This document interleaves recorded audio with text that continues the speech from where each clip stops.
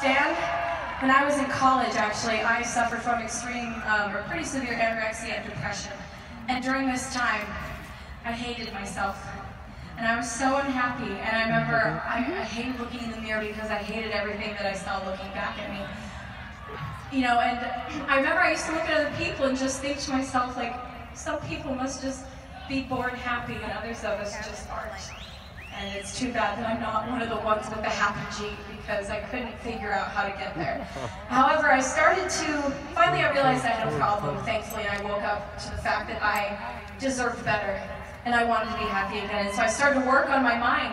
I started going to therapy and group therapy and reading books and listening to positive podcasts, and I started to visualize myself being the kind of person I wanted to be. And when I say being the kind of person I want to be, I mean I would visualize myself walking into a room of friends and smiling, and genuinely imagine myself looking and imagining feeling happy. I mean, I was down to the basics. However, after doing this for a while and working on my mind, my brain started to believe the things I was telling it.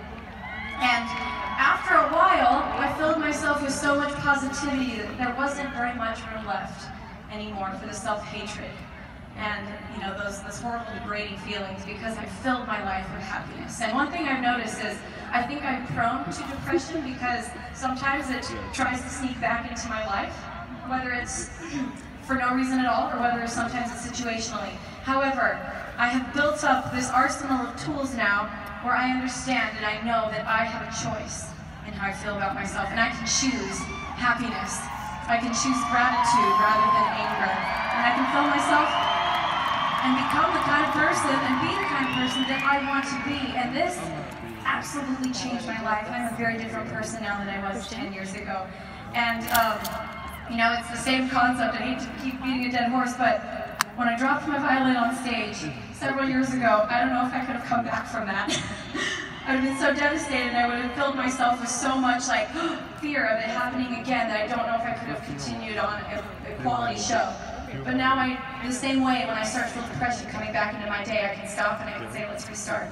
I can pick up my violin, grab another one and say, okay, let's restart. It's the same exact concept, and it is life-changing. And I only share this with you because I know that we all deserve happiness. Everybody deserves self-love. And when you can be that for yourself, you can be that for other people. That's what makes this world an amazing place.